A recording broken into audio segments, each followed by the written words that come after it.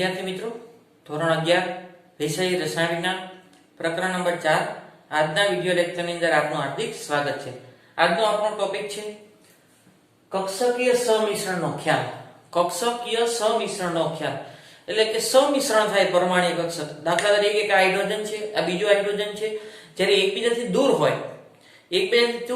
હોય ત્યારે તેમની વચ્ચેનું અંતર વધારે હોય, સ્થિતિ ઊર્જા ઓછી હોય, એકબીજાની નજીક આવતા જાય એટલે એમની વચ્ચેનું અંતર ઘટતું જાય અને સ્થિતિ ઊર્જા શું થતી જાય, વધતી જાય। જ્યારે એકબીજાની હાવ નજીક આવશે ત્યારે એની સ્થિતિ ઊર્જા વધારે થશે અને અંતર ઓછું થશે। પણ જો યોગ્ય પ્રમાણમાં સમિશ્રણ થશે તો ન્યૂનતમ સ્થિતિ ઊર્જા એ પહોંચશે એટલે ઓછામાં ઓછી સ્થિતિ ઊર્જા પ્રાપ્ત કરશે એટલે અણુની સ્થિરતા વધશે। સમિશ્રણ યોગ્ય પ્રમાણમાં થાય બે હાઇડ્રોજન પરમાણ્વીય કક્ષક વચ્ચે। જો આ રીતે સમિશ્રણ થાય તો ઓછું થાય અને આ રીતે સમિશ્રણ થાય કક્ષકો બે ઓવરલેપ થાય, પણ થોડીક ઓવરલેપ થાય તો ઓછું સમિશ્રણ થયું અને વધારે ઓવરલેપ થાય તો વધારે સમિશ્રણ થયું અને વધારે સમિશ્રણ થાય બંને પરમાણુના ઇલેક્ટ્રોન જો વિરુદ્ધ દિશામાં હોય, વધારે સમિશ્રણ થાય તો અણુની ઊર્જા ઘટે। કોના કરતા? પરમાણ્વીય કક્ષક કરતા અન્ય કક્ષકની ઊર્જા ઓછી હોય। અણુ સ્થિરતા પ્રાપ્ત કરવા પ્રયત્ન કરે, અણુ સ્થાયી બની જાય। અણુ શું બને? સ્થાયી। અને ઇલેક્ટ્રોન છે બંને કેન્દ્ર વચ્ચેની એક્ઝેક્ટ વચ્ચે રહેશે અને બંને કેન્દ્ર વચ્ચેના અંતરને શું કહેવાય? બંધ લંબાઈ। અને બંધને તોડવા માટે આપવી પડતી ઊર્જાને શું કહેવાય? બંધ ઊર્જા।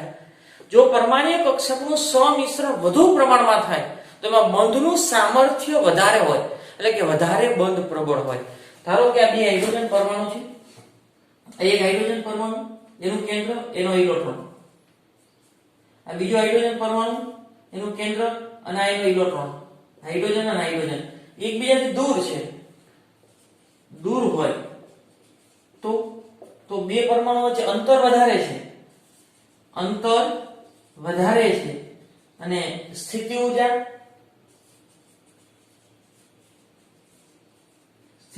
ઓછી છે, વધારે સ્થિતિ ઊર્જા વધારે। જ્યારે એકબીજાની નજીક આવે, આ બે પરમાણુ એકબીજાની નજીક આવ્યા, આ કેન્દ્ર અહીંયા સમિશ્રણ થાય છે પણ પૂરતા પ્રમાણમાં સમિશ્રણ થતું નથી। પણ જ્યારે હાવ નજીક આવી જાય, ઓવરલેપ થઈ જાય બંને કક્ષક, આ હાઇડ્રોજન પરમાણુનું કેન્દ્ર, આ બીજા હાઇડ્રોજન પરમાણુનું કેન્દ્ર, આ બંને ઇલેક્ટ્રોનની ભાગીદારી, સમિશ્રણની માત્રા વધારે।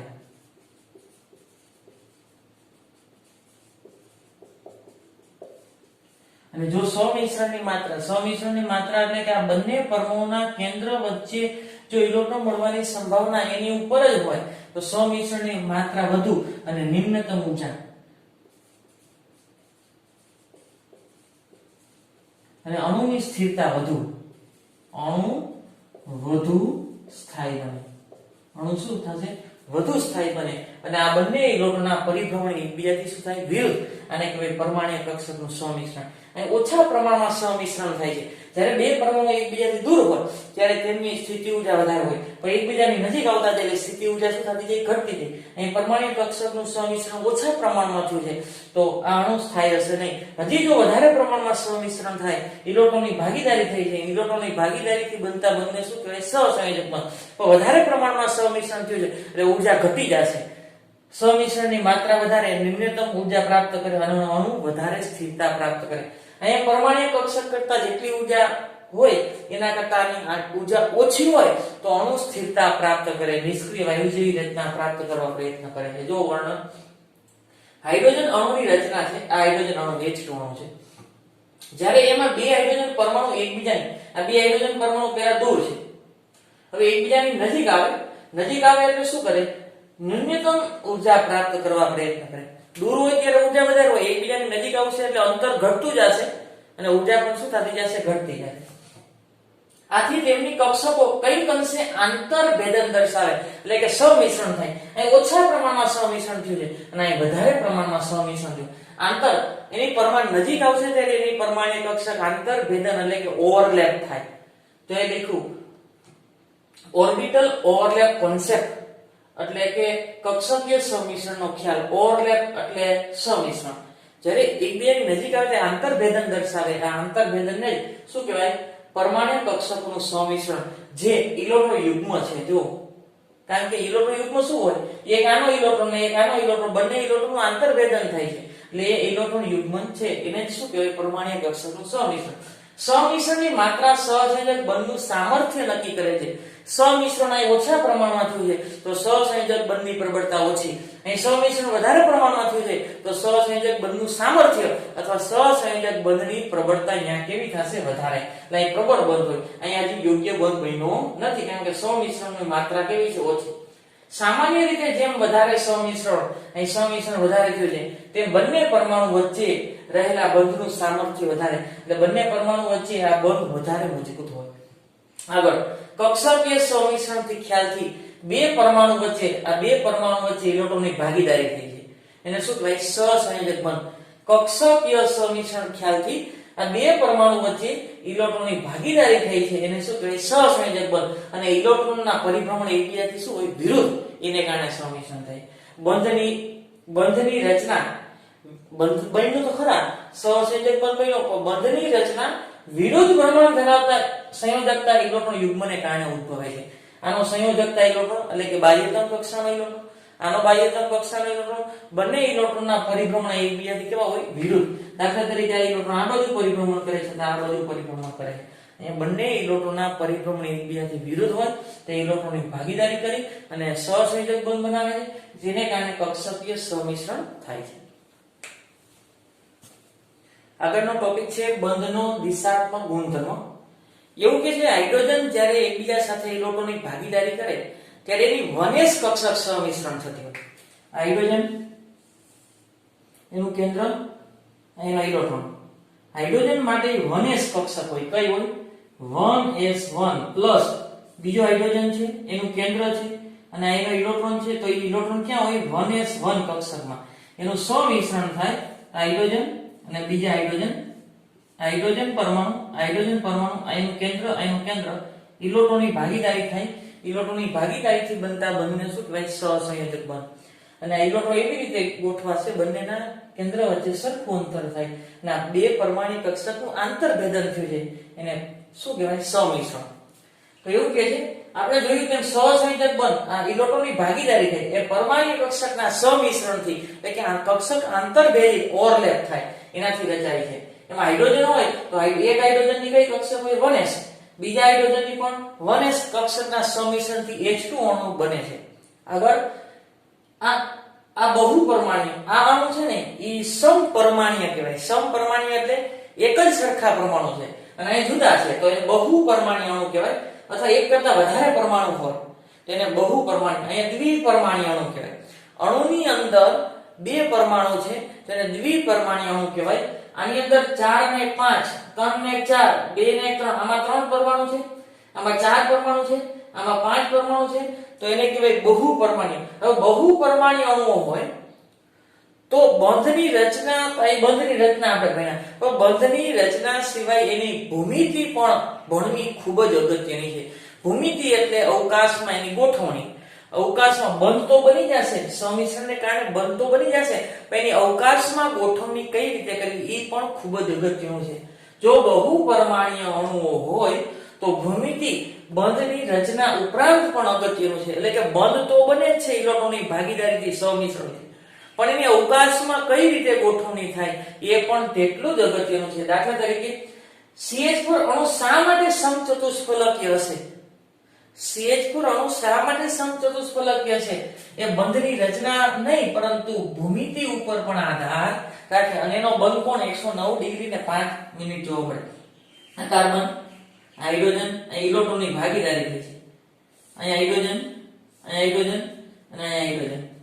આ ઇલેક્ટ્રોનની ભાગીદારીથી બનતા બંધને શું કહેવાય? સહસંયોજક બંધ. તો ખાલી બંધની રચના પૂરતી નથી, એની ભૂમિતિ એટલે કે અવકાશમાં VSEPR ના સિદ્ધાંત અનુસાર આ બધી કક્ષક વચ્ચે મહત્તમ અંતર રાખીને એ રીતે ગોઠવણી થાય. જો બે કક્ષક હોય તો આખો આટો ફરીએ 360 થવો જોઈએ, તો બે કક્ષક હોય તો 180 ડિગ્રી બંધ કોણ થાય. જો ત્રણ કક્ષક હોય તો આ બંધ કોણ કેટલો થાય? 120. કેટલો થાય? 120. આ કેટલો થાય? 120. પણ જો ચાર કક્ષક હોય તો આ સમચતુષ્ફલકીય ગોઠવણી થાય તો તેમની વચ્ચેનો બંધ કોણ 109 ડિગ્રી અને 28 મિનિટ એટલે કે 5 ડિગ્રી લખી શકાય. આ બંધ કોણ છે? એની ભૂમિતિ એટલે કે અવકાશમાં ગોઠવણી આ રીતે થાય છે. એટલે બંધકોણ છે 109 ડિગ્રી અથવા 109.5 ડિગ્રી. આગળ એમોનિયા અણુનો આકાર શા માટે પિરામિડલ હશે એ પણ સંયોજકતા બંધનવાદના આધારે સમજાવી શકાય. નાઇટ્રોજન, હાઇડ્રોજન, હાઇડ્રોજન અને હાઇડ્રોજન અને એની પાસે એક અબંધકારક ઇલેક્ટ્રોન છે. એનો આકાર પિરામિડલ શું કામ છે એ પણ સંયોજકતા બંધનવાદ આધારે સમજાવી. સંયોજકતા બંધનવાદ CH4, NH3 અને H2O વગેરે જેવા અણુમાં બંધની રચના, ઇલેક્ટ્રોનની ભાગીદારી, સમિશ્રણને કારણે બંધની રચના થાય. અને દિશાત્મક પરમાણ્વીય કક્ષકનું સમિશ્રણ એટલે યોગ્ય દિશામાંથી પરમાણ્વીય કક્ષકનું બંધન થાય અને સંકરણ, આ બધા પર્યાયને ભેગા કરીને સમજી શકાય. આના એમોનિયાના અણુનો આકાર પિરામિડલ છે એ કઈ રીતે સમજાવી શકાય? એક તો બંધની રચના. શું થાય? બંધની રચના એટલે કે ઇલેક્ટ્રોનની ભાગીદારીથી બનતા બંધને સહસંયોજક બંધ કહેવાય. એ બન્યો તો ખરા, પણ એનું સમિશ્રણ થતું હોય તો એ દિશાત્મક હોય એટલે કે યોગ્ય દિશામાંથી ગોઠવણી થતી હોય. અને ત્રીજું સંકરણના સંદર્ભમાં, આ ત્રણ વસ્તુના સંદર્ભમાં એમોનિયાનો આકાર પિરામિડલ છે એ આપણે વેલેન્સ બોન્ડ થિયરી એટલે કે સંયોજકતા બંધનવાદ આધારે ચોક્કસ પૂર્વક સમજી શકાય. આગળનો ટોપિક છે 4.5.3 પરમાણ્વીય કક્ષકોનું સમિશ્રણ. Overlapping of atomic orbital. Atom એટલે પરમાણુ, ઓર્બિટલ એટલે કક્ષક, ઓવરલેપ એટલે સમિશ્રણ. પરમાણ્વીય કક્ષકોનું સમિશ્રણ. તો પરમાણ્વીય કક્ષક જ્યારે સમિશ્રણ થાય ત્યારે એનું સમિશ્રણ ત્રણ પ્રકારનું હોય. એક ધન સમિશ્રણ, એક ઋણ સમિશ્રણ અને એક શૂન્ય સમિશ્રણ. ધન સમિશ્રણ, ઋણ સમિશ્રણ અને શૂન્ય સમિશ્રણ. અહીં સીમા સપાટી કક્ષકીય, દાખલા તરીકે આ પી કક્ષક છે. પી કક્ષક છે. પી કક્ષકનો આકાર ડંબેલ આકાર હોય તો એને આપણે એક બાજુ પ્લસ દર્શાવી છે અને એક બાજુ માઈનસ દર્શાવી છે. એ વીજભાર ધરાવતા ચિહ્ન નથી.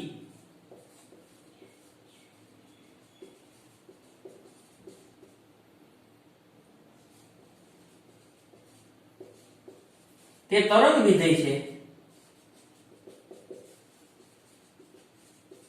શું બતાવે છે? તરંગ વિધેય. સીમા સપાટી એટલે કે ઇલેક્ટ્રોન મળવાની સંભાવના સીમા ઉપર હોય, સપાટી ઉપર હોય. પી કક્ષકમાં ઇલેક્ટ્રોન મળવાની સંભાવના ડંબેલ આકારે હોય એટલે એની સીમા સપાટી ડંબેલ આકારે હોય. જે તરંગ વિધેયની ધન કે ઋણ સંજ્ઞા છે, તરંગ વિધેય દાખલા તરીકે આ છે, આ રીતે હોય તરંગ વિધેય. આ રીતે તરંગ વિધેય છે તો ઉપરના ભાગને પ્લસ ગણવામાં આવે અને માઈનસ ગણવામાં આવે. તો ધારો કે આ તરંગ વિધેય છે, ઇલેક્ટ્રોન મળવાની સંભાવના ડંબેલ આકારે હોય તો એક ભાગને પ્લસ કહેવાય અને એક ભાગને શું કહેવાય? માઈનસ. આ તરંગ વિધેય છે એના પ્લસ અને માઈનસ સંજ્ઞા છે એ તરંગ વિધેય છે. એ વીજભાર સાથે કોઈ સંબંધ નથી. એવું નથી સમજવાનું કે આ ધન વીજભાર છે અને આ ઋણ વીજભાર છે, એવું નથી સમજવાનું.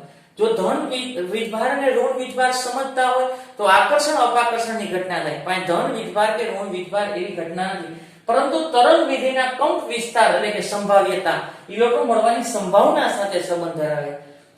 ધન વીજભાર કે ઋણ વીજભાર સાથે કોઈ સંબંધ નથી.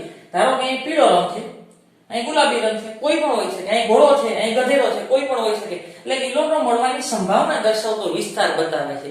એક બાજુ વધારે હોય તો એક બાજુ ઓછી હોય.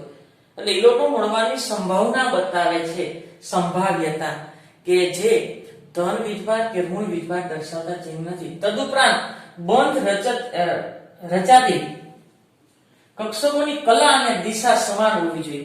જ્યારે બંધની રચના થાય ત્યારે આ જે બંધની રચના થાય ત્યારે કલા એટલે અવસ્થા એટલે કે જો પ્લસ હોય તો સામેવાળી કક્ષકનો પ્લસ ભાગ જોડાવવો જોઈએ અને દિશા સમાન હોવી જોઈએ.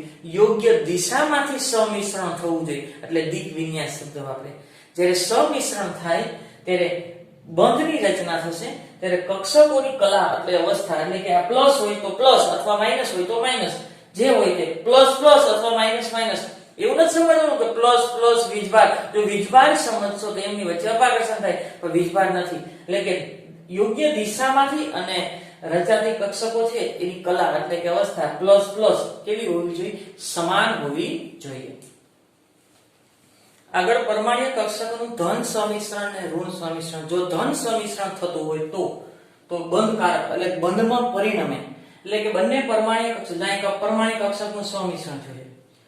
ધન સંમિશ્રણ ક્યારે થાય? જો એટલું યાદ રાખજો, પ્લસ અને માઇનસ ચિહ્ન છે તે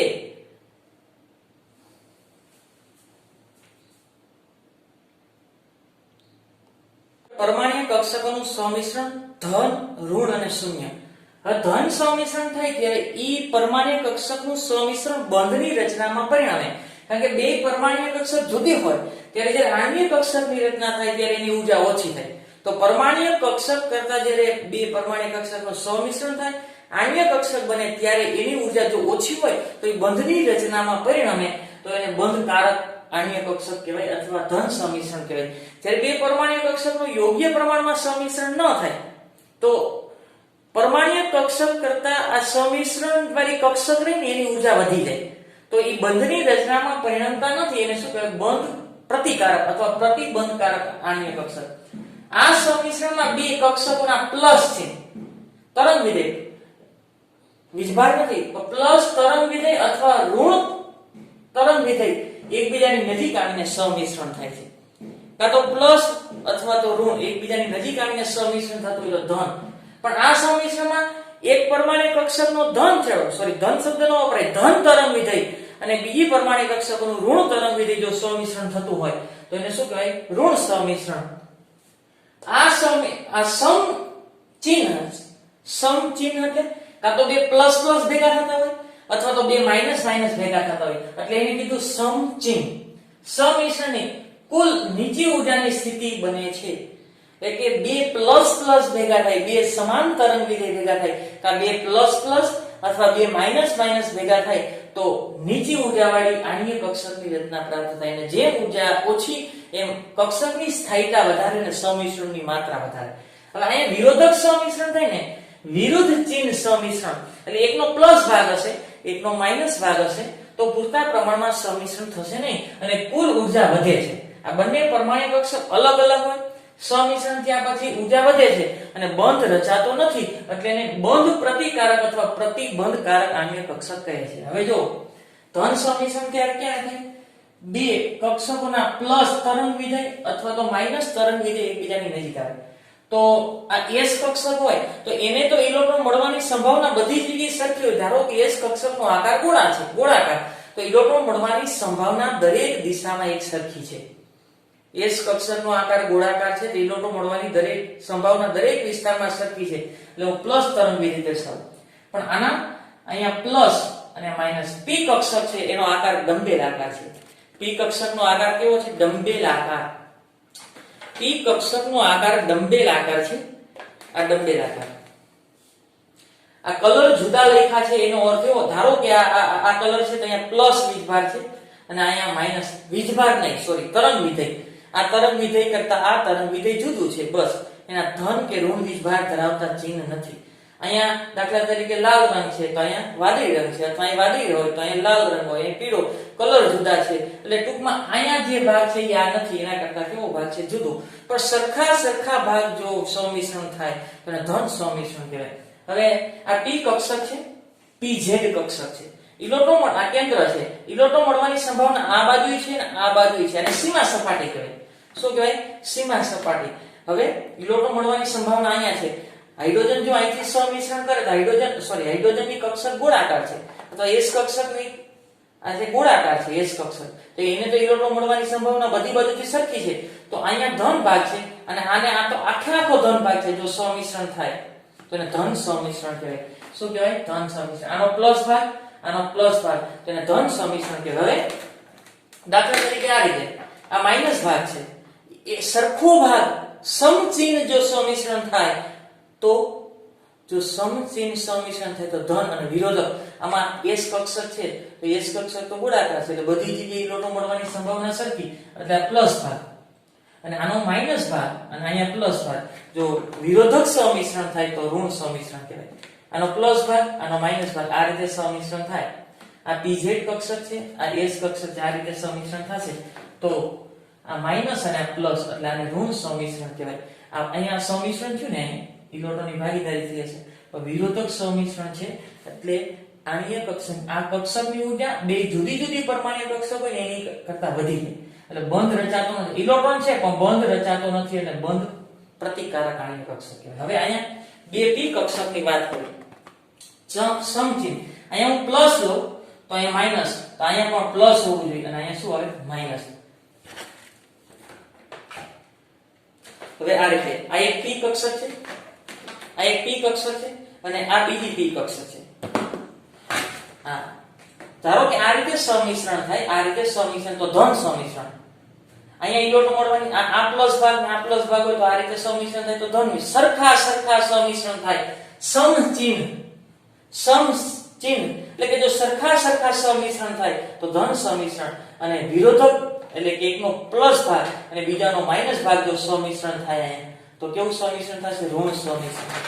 કેવું સમીકરણ થશે? ઋણ. તો એ પ્લસ પ્લસ ભાગ pz નો પ્લસ ભાગ તરંગ વિધેય, pz નો તરંગ વિધેય પ્લસ, તો આને ધન સમીકરણ કહેવાય. પણ આનો પ્લસ ભાગ અને આનો માઈનસ, સોરી, અને આનો માઈનસ અને આનો પ્લસ, પ્લસ માઈનસ ભેગા થાય એટલે કે વિરોધક સમીકરણ થયું. તો આ કક્ષકની ઊર્જા વધી જશે અને કક્ષકની ઊર્જા વધી જાય તો બંધ રચાતો નથી. આગળ px અને px અહીં પ્લસ પ્લસ માઈનસ માઈનસ. હવે આ કક્ષક હતી ને pz એ અક્ષ ઉપર હતી. કેવી હતી? અક્ષ ઉપર, આંતરકેન્દ્રીય અક્ષ ઉપર. એટલે pz હંમેશા સિગ્મા બંધની રચના કરે. જો અક્ષ ઉપર બંધ બને તો સિગ્મા બંધની રચના કરે. અક્ષ ઉપર બંધ બને છે એટલે સિગ્મા બંધી સમિશ્રણ થાય છે. અહીંયા સમિશ્રણ થાય છે પણ સમિશ્રણની માત્રા ઓછી છે એટલે એ બંધ બનશે નહીં. હવે બે px કક્ષક છે. આ એક px કક્ષક છે, આ બીજી px કક્ષક છે. હવે આ અક્ષ છે, આ અક્ષ, આ બે કક્ષક એકબીજાને સમાંતર છે. જો બે કક્ષક એકબીજાને કેવી છે? સમાંતર. અને અક્ષને કેવી છે? લંબ છે. અક્ષને કેવી છે? લંબ. અને એકબીજાને કેવી છે? સમાંતર. અક્ષને લંબ છે અને એકબીજાને સમાંતર. હું દાખલા તરીકે આ રીતે ગોઠવું તો અક્ષને કઈ રીતે છે? લંબ અને પાછી એકબીજાને કેવી છે? સમાંતર. હવે તમે ચેક કરો આ કયું સમિશ્રણ છે? ધન કે ઋણ? જો સરખા ભાગનું સમિશ્રણ થાય ને આ ઋણ સમિશ્રણ છે. એટલે કે ઉપરનો ભાગ આ બે વિરુદ્ધ ભાગ થયા. એક પ્લસ ગણું તો એક માઈનસ તરંગ વિધેય અને માઈનસ ગણું તો આ પ્લસ તરંગ વિધેય. અને આવું સમિશ્રણ થાય તો આ સમિશ્રણ થયું ને એ ધન સમિશ્રણ થયું. સરખા ભાગ ઉપર પ્લસ પ્લસ ચિહ્ન, નીચે માઈનસ માઈનસ ચિહ્ન. તો ઉપર પ્લસ પ્લસ માઈનસ માઈનસ સરખા બે કક્ષકોના પ્લસ તરંગ વિધેય અથવા ઋણ તરંગ વિધેય નજીક આવે છે. આ બંને પરમાણ્વીય કક્ષક એકબીજાને સમાંતર છે. આ સમાંતર નથી, આમ સામે આવે છે. એ અક્ષ ઉપર બંધ બને છે. આ કક્ષક કઈ રીતે? એકબીજાને સમાંતર છે. અને અક્ષને કઈ રીતે છે? આ અક્ષ ઉપર હતી અને આ અક્ષને શું છે? લંબ છે. અક્ષને લંબ હોય અને એકબીજાને સમાંતર હોય ત્યારે બાજુ અહીં જો છેડાઓ તરફથી સમિશ્રણ થયું છે. યાદ રાખજો, છેડાઓ તરફથી સમિશ્રણ થાય ને તો સિગ્મા બંધની રચના થાય. અને જ્યારે બાજુમાંથી જો અહીં બાજુમાંથી સમિશ્રણ થાય છે એટલે અહીંયા સમિશ્રણની માત્રા ઓછી હોય એટલે ભાઈબંધની રચના થાય. અહીં ઇલેક્ટ્રોન મળવાની સંભાવના નથી કારણ કે બે કક્ષક અક્ષને લંબ હતી. ઇલેક્ટ્રોન મળવાની સંભાવના ઉપર અને નીચે હોય. તો અહીં બાજુમાંથી સમિશ્રણ થયું. પ્લસ પ્લસ ભાગ માઈનસ માઈનસ ભાગ ભેગા થઈ ધન સમિશ્રણ. હવે એનાથી ઉલટું કરી નાખું કે ઉપર પ્લસ અને માઈનસ ભાગ અને આ માઈનસ અને આ પ્લસ ભાગ, આ પ્લસ માઈનસ માઈનસ પ્લસ ભાગ તો વિરોધક સમિશ્રણ થયું. તેનું શું કહેવાય? ઋણ સમિશ્રણ. હવે આ py અને py અહીં પ્લસ પ્લસ માઈનસ માઈનસ. હવે કઈ રીતે છે? આ રીતે છે. આ રીતે કક્ષક ગોઠવાયેલું છે. એક અક્ષ ઉપર આ p આ z કક્ષક છે તો આને હું x કહું તો આ રીતે ત્રાસી હોય ને શું કહેવાય? y. આ રીતે ત્રાસી આ બીજી y કક્ષક છે. આ રીતે ત્રાસી જો આ રીતે સમિશ્રણ થાય, આ રીતે સમિશ્રણ તો કયું સમિશ્રણ થયું? વિરોધક. આ પ્લસ ભાગ, આ માઈનસ ભાગ, આ માઈનસ ભાગ, આ પ્લસ ભાગ. તો સરખા સમિશ્રણ થાય તો જો સરખા સમિશ્રણ થાય તો કેવું સમિશ્રણ થાય? ધન સમિશ્રણ. Plus plus minus minus, plus minus minus. p કક્ષક આ રીતે હોય તો આ એક p કક્ષક અને બીજી p કક્ષક એ રીતે આવશે તો વિરોધક સમિશ્રણ તો ઋણ એટલે કે એની કક્ષકની ઊર્જા વધારે છે તો એ બંધનો પ્રતિકાર કરશે. શું કહેવાય? બંધ પ્રતિકાર કક્ષક. આગળ શૂન્ય સમિશ્રણ. જો નજીક આવતા બે પરમાણ્વીય કક્ષકોના તરંગ વિધેય પરસ્પર સામાન્ય ધરી પર s કક્ષકનું તરંગ વિધેય છે સામાન્ય ધરી ઉપર છે પ્લસ અને અથવા પરસ્પર ગોઠવાયેલા ન હોય. આ સામાન્ય તરંગ વિધેય છે, S કક્ષકનું તરંગ વિધેય છે એ ધરી ઉપર છે અને આ એને લંબ છે, તો અહીં સંમિશ્રણ ન થાય. ધારો કે આ એક પરમાણ્વીય કક્ષક છે, એ આંતર કેન્દ્રીય અક્ષને લંબ છે અને આ બીજી પરમાણ્વીય કક્ષક છે, ગોળાકાર છે. હવે ઇલેક્ટ્રોન મળવાની સંભાવના ઉપર અને નીચે છે, સીમા સપાટીની ઉપર અને નીચે છે. એક બાજુ પ્લસ ભાગ, એક બાજુ માઈનસ ભાગ, એટલે બંને આના ભાગ કરતા આ ભાગ જુદો છે. જ્યારે એકબીજાની નજીક આવશે, જો આ રીતે આવશે તો સમિશ્રણ થશે, કારણ કે આ ઇલેક્ટ્રોન મળવાની સંભાવના છે. આ રીતે આવે તો સમિશ્રણ થાય. કયું સમિશ્રણ થાય? ધન. આ બાજુ આવે તોય ધન. ધારો કે પ્લસ ભાગ છે તો ધન અને આ માઈનસ ભાગ છે તો ઋણ સમિશ્રણ. હવે આ રીતે આવે છે, આવી રીતે અહીંયા આવે તો અહીંયા જુઓ છે ઇલેક્ટ્રોન મળવાની આ રીતે થશે. તો અહીંયા વચ્ચેના ભાગમાં ઇલેક્ટ્રોન મળવાની સંભાવના ઉપર અને નીચે છે અને S કક્ષક માટે તો ઇલેક્ટ્રોન મળવાની સંભાવના બધી જગ્યાએ છે. તો અહીંયા આ સમિશ્રણને શૂન્ય સમિશ્રણ કહેવાય, કારણ કે આના S ના ઇલેક્ટ્રોન મળવાની સંભાવના છે, પરંતુ આંતરકેન્દ્રીય અક્ષને લંબ છે એને ઇલેક્ટ્રોન મળવાની સંભાવના આ ભાગમાં ઇલેક્ટ્રોન મળવાની સંભાવના નથી, એટલે શૂન્ય સમિશ્રણ કહેવાય. આ પ્લસ અને માઈનસ ભાગ. જો પ્લસ પ્લસ ભેગા થતા હોય, માઈનસ માઈનસ ભેગા થતા હોય તો ધન સમિશ્રણ, પ્લસ માઈનસ ભેગા થતા હોય તો ઋણ સમિશ્રણ, પરંતુ આ પ્લસ પ્લસ અને પ્લસ માઈનસ ભેગા થાય તેને શું કહેવાય? શૂન્ય સમિશ્રણ. હવે આગળ આની વાત કરીએ. આ પ્લસ ભાગ છે, આ પ્લસ ભાગ છે, આ માઈનસ ને આ માઈનસ ભાગ છે એવું કહો, અથવા આ પ્લસ પ્લસ છે, આ માઈનસ માઈનસ ભાગ છે અને આ પ્લસ પ્લસ ભાગ છે. હવે એકબીજાને લંબ નથી. આ એક પરમાણ્વીય કક્ષક આ રીતે છે, બીજી પરમાણ્વીય કક્ષક આ રીતે. જો આ એકબીજાને સમિશ્રણ નજીક આવે તો આ ધન સમિશ્રણ થયું. પછી આવી રીતે આવશે તો ઋણ સમિશ્રણ. પણ એકબીજાની પરમાણ્વીય કક્ષક આ રીતે હોય તો એક આ રીતે છે અને એક આ રીતે, તો શું થશે? આ રીતે થઈ છે છેડો, આ લંબ નથી. તો નીચેના ભાગમાં સમિશ્રણ છે, ઉપરના ભાગમાં સમિશ્રણ થતું નથી, એને શૂન્ય સમિશ્રણ કહેવાય. શું કહેવાય? શૂન્ય સમિશ્રણ. આગળ સહસંયોજક ગોળની રચનામાં એટલે જે ઇલેક્ટ્રોનની ભાગીદારી થાય ત્યારે અગત્યના અવયવ તરીકે સમિશ્રણનો ખ્યાલ એ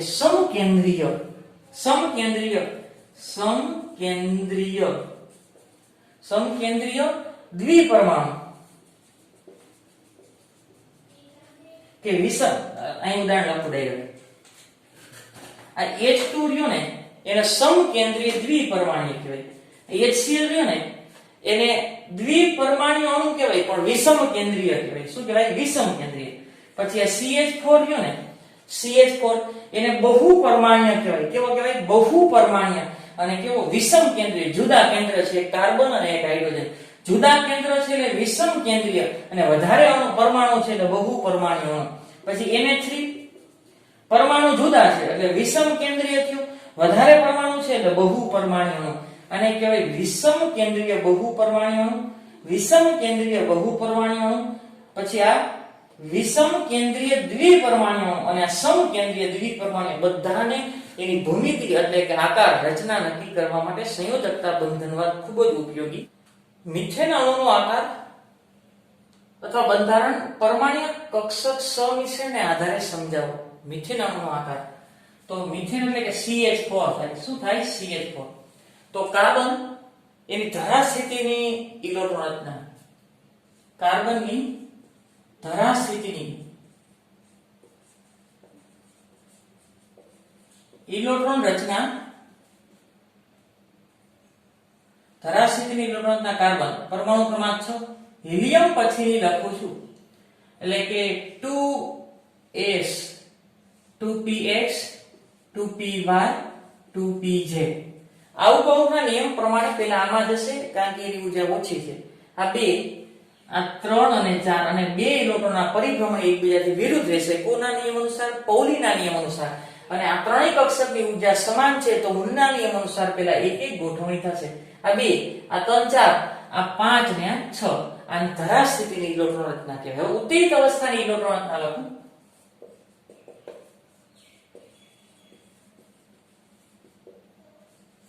ઇલેક્ટ્રોન રચના એને ઉત્તેજિત અવસ્થાને સ્ટાર દ્વારા દર્શાવવામાં આવે. Star helium 2s 2px 2py અને 2pz. 2px 2py અને 2pz. તો આમાં 2s માંથી એક ઇલેક્ટ્રોન ઉત્તેજિત થઈને 2pz માં આવે. તો આ 1 1 1 અને 1 આ ચાર કક્ષકમાં ચાર અયુગ્મિત ઇલેક્ટ્રોન થયા. આ ચાર અયુગ્મિત ઇલેક્ટ્રોન સાથે ચાર હાઇડ્રોજન પરમાણુ ઇલેક્ટ્રોનની ભાગીદારી કરે. આ કાર્બન સાથે ચાર અયુગ્મિત ઇલેક્ટ્રોન થયા, એની સાથે ચાર હાઇડ્રોજન ઇલેક્ટ્રોન યુગ્મની ભાગીદારી કરે. શું કરે? ભાગીદારી. તો પ્રશ્ન એ છે કે આ ત્રણ કક્ષક એકબીજાને, હવે આને અહીંથી અહીં જવા માટે ઊર્જા, હવે અહીંયા આ બધા કક્ષકની ઊર્જા સમાન. સમિશ્રણ, જો ધ્યાન રાખો, હવે સમિશ્રણ બે પ્રકારના હોય. સમિશ્રણ બે, સંકરણ અને સમિશ્રણ જુદું છે. જો એક જ પરમાણ્વીય કક્ષકો વચ્ચે સમિશ્રણ થાય ને તો સંકરણમાં પરિણમે. એક જ પરમાણ્વીય કક્ષક વચ્ચે સમિશ્રણ ક્યારે થાય? એવું જ્યારે ઊર્જાનો તફાવત ઓછો હોય તો 2s અને 2p કક્ષક વચ્ચે ઊર્જાનો તફાવત ઓછો હોય. શું કામ? જો આ પહેલી કક્ષા, ત્યાં બે જ ઇલેક્ટ્રોન હોય, એ બે ઇલેક્ટ્રોન ક્યાં હોય? 1s માં. હવે આ બીજી કક્ષા, આ બીજી કક્ષાની અંદર s માં ઇલેક્ટ્રોન હોય, એમાં બે હશે, અને px py અને pz, આમાં ઇલેક્ટ્રોન નથી, આમાં બે છે. તો આ બીજી કક્ષાની આ કક્ષક છે, એટલે તેમની વચ્ચે ઊર્જાનો તફાવત ઓછો છે. તો એક જ પરમાણુની પરમાણ્વીય કક્ષક વચ્ચે સમિશ્રણ થાય તો એ સંકરણમાં પરિણમે. શેમાં રૂપાંતર થાય? સંકરણમાં રૂપાંતર થાય. એટલે કે ધારો કે આ કક્ષક છે, આ 1s, આ 2s કક્ષક, આ 2px કક્ષક, આ 2py કક્ષક અને 2pz કક્ષક. હવે ધારો કે આની ઊર્જા ઓછી છે અને આની ઊર્જા કેવી છે? વધારે. એટલે s કક્ષક નીચા શક્તિ સ્તર ઉપર છે અને p કક્ષક ઊંચા શક્તિ સ્તર ઉપર છે. એટલે કે પેલા આમાં ભરાય છે એટલે આની ઊર્જા ઓછી છે અને આની ઊર્જા વધારે છે. ત્યારે ઉત્તેજિત અવસ્થામાં જશે ત્યારે બધાની સમિશ્રણ, એક જ પરમાણ્વીય કક્ષક અહીંથી અહીં ઇલેક્ટ્રોન દાખલ થશે ને અહીં, એટલે બધાની ઊર્જા સરખી થઈ જશે. બધાની ઊર્જા કેવી થઈ જશે? સરખી. એટલે કે એક જ પરમાણુની પરમાણ્વીય કક્ષક વચ્ચે ઊર્જાનો તફાવત હોય ને એની પરમાણ્વીય કક્ષક સમિશ્રણ થાય છે. આનો આકાર કેવો છે? ગોળાકાર. આનો આકાર કેવો છે? ડંબેલાકાર. પણ એની જ પરમાણ્વીય કક્ષક વચ્ચે સમિશ્રણ થાય છે, એટલે આ સમિશ્રણ થાય છે, એટલે નજીક આવે છે. એની એક જ પરમાણુની પરમાણ્વીય કક્ષક વચ્ચે સમિશ્રણ થાય તેને સંકરણ કહેવાય. અહીં s ની એક કક્ષક અને p ની ત્રણ કક્ષક વચ્ચે સમિશ્રણ થાય એટલે sp3 સંકરણ કહેવાય. sp3 સંકરણ ક્યારે થાય? એક જ પરમાણુની ઓછી ઊર્જા ધરાવતી કક્ષકનું સમિશ્રણ, એક જ પરમાણુની ઓછી ઊર્જા ધરાવતી કક્ષકનું સમિશ્રણ.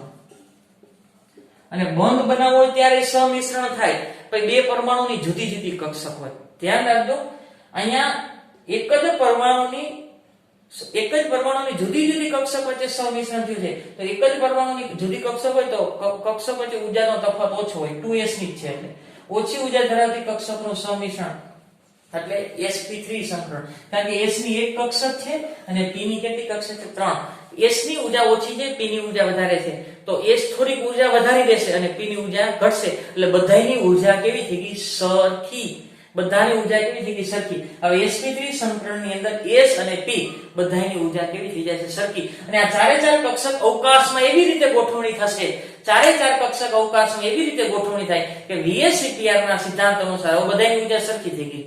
કઈ રીતે ઊર્જા? s ની ઓછી હતી, p ની કેવી હતી? વધારે. તો s એ થોડી ઊર્જા વધારી દીધી, p ને થોડી ઊર્જા ઓછી કરી, તો બધાની હવે સમિશ્રણ થઈ ગઈ કહેવાય. એટલે કે બધાની ઊર્જા કેવી થઈ ગઈ? સરખી. એમાં s ની એક કક્ષક છે, p ની ત્રણ કક્ષક છે, તો sp3 સંકરણની રચના થાય. ચારે ચાર કક્ષકની ઊર્જા સમાન થાય અને એ અવકાશમાં એવી રીતે ગોઠવણી થશે VSEPR ના સિદ્ધાંત અનુસાર કે આકર્ષણ અપાકર્ષણ ઓછામાં ઓછું થાય. તો એ કેટલા ખૂણે ગોઠવાય? 109 ડિગ્રી 28 મિનિટના ખૂણે ગોઠવાય. તેનો આકાર તમને સમચતુષ્ફલકે દેખાય. પરંતુ સંયોજકતા બંધનવાદ અનુસાર જો હું ગોઠવણી કરું તો એની સાથે સહમત નથી. જો સંયોજકતા બંધનવાદ અનુસાર ગોઠવણી કરું તો 3p કક્ષક 90 ના ખૂણે ગોઠવાયેલી છે. 3p કક્ષક કઈ રીતે ગોઠવાયેલી છે? 90 ના ખૂણે. 3p કક્ષક 90 ડિગ્રીના ખૂણે ગોઠવાયેલી છે. ધારો કે આ રીતે હોય, આ એક કક્ષક, બરોબર, આ એક કક્ષક છે, આ બીજી કક્ષક છે અને એક એક આગળ ઉપર ભાગ અને એક પાછળનો ભાગ એટલે એ ત્રીજી કક્ષક. હું આટલો ભાગ લઉં, ધારો કે આટલો ભાગ. આ કાર્બન પરમાણુ એક કક્ષક અહીંયા છે, બીજી કક્ષક અહીંયા છે અને ત્રીજી કક્ષક અહીંયા છે. આ કાર્બન પરમાણુ છે, આ કાર્બનનો પરમાણુ, આ એના ઇલેક્ટ્રોન, આ એના ઇલેક્ટ્રોન અને આ એનો ઇલેક્ટ્રોન. હવે જોજો કાર્બન પરમાણુની 3 p કક્ષક px, py અને pz. 3 p કક્ષક 90 ના ખૂણે ગોઠવાયેલી છે. આની વચ્ચે 90 નો ખૂણો, આ અહીંયા હોય એટલે બે વચ્ચે 90 નો ખૂણો અને અહીંયા હશે, એની વચ્ચે પણ કેવો ખૂણો હશે? 90 ના ખૂણે ગોઠવાયેલી છે. તો હવે આ મિથેન છે તો હાઇડ્રોજન છે, હાઇડ્રોજનની 1s કક્ષક કેવી છે? ગોળાકાર. હાઇડ્રોજનની કે 1s કક્ષક છે એ ગોળાકાર છે, એક ઇલેક્ટ્રોન છે ગોળાકાર. તો એમાં ઇલેક્ટ્રોન મળવાની સંભાવના બધી બાજુ સરખી. તો અહીંયા જો આપણે એવું કીધું કે પરમાણ્વીય કક્ષક એ દિશાત્મક ગોઠવણી છે, તો અહીંયા 90 ના ડિગ્રીએ ઇલેક્ટ્રોન મળવાની સંભાવના છે. તો આ હાઇડ્રોજનની 1s કક્ષક આવીને ઇલેક્ટ્રોનની ભાગીદારી થઈ. આ હાઇડ્રોજનની 1s કક્ષક આવી ઇલેક્ટ્રોનની ભાગીદારી થઈ અને અહીંયા હાઇડ્રોજનની 1s કક્ષક ઇલેક્ટ્રોનની ભાગીદારી. તો 3 પરમાણ્વીય કક્ષકોનું સંમિશ્રણ થયું. કેટલાના ખૂણે થયું? 90 ડિગ્રીના. શું કામે? 3 p કક્ષક 90 ડિગ્રીના ખૂણે ગોઠવાયેલી છે, તો સંમિશ્રણ કેવું થયું? 90 ડિગ્રીએ જ થયું. હજી હાઇડ્રોજન પાસે એક 2s કક્ષક છે અને 2s કક્ષકનો આકાર કેવો છે? ગોળાકાર. આ 2s કક્ષક એનો આકાર કેવો છે? ગોળાકાર. એની સાથે હજી એક હાઇડ્રોજન ભાગીદારી કરે છે અને હાઇડ્રોજનની કક્ષક 1s છે, એનો આકાર એ ગોળાકાર છે. તો એ તો ગમે એ દિશામાંથી સંમિશ્રણ કરી શકે. આ કાર્બનનો ઇલેક્ટ્રોન, હાઇડ્રોજનનો ઇલેક્ટ્રોન અને આ 1s એ ગમે એ દિશામાંથી સંમિશ્રણ કરી શકે. અને જો ગમે એ દિશામાંથી સંમિશ્રણ કરી શકે તો આનો આકાર સમચતુષ્ફલકીય હોય, એની સાથે સુસંગત નથી. અહીં બંધકોણ કેટલો થાય? 90 નો. આ બંધકોણ 90 નો. અહીં આગળ કક્ષક હોય એનો 90 નો અને અહીં તો વધઘટ હોય, આ બાજુનો વધારે થશે, આ બાજુનો ઓછો થાય. તો બંધકોણ ફિક્સ છે એ, પણ આ પરમાણ્વીય કક્ષકના દિશાત્મક ગોઠવણીથી સમજાવી શકાતું નથી. આપણે એવું કીધું કે પરમાણ્વીય કક્ષકોનું સંમિશ્રણ એ દિશાત્મક ગુણધર્મ છે. એટલે કે 3 p કક્ષક જો 90 ડિગ્રીના ખૂણે ગોઠવાયેલી હોય તો ઇલેક્ટ્રોન મળવાની સંભાવના 90 ડિગ્રીએ છે. એટલે પરમાણ્વીય કક્ષકોનું સંમિશ્રણ મેં 90 ડિગ્રીના ખૂણે કર્યું તો એનો આકાર સમચતુષ્ફલકીય જોવા મળતો નથી. સમચતુષ્ફલકીય નો જોવા મળે.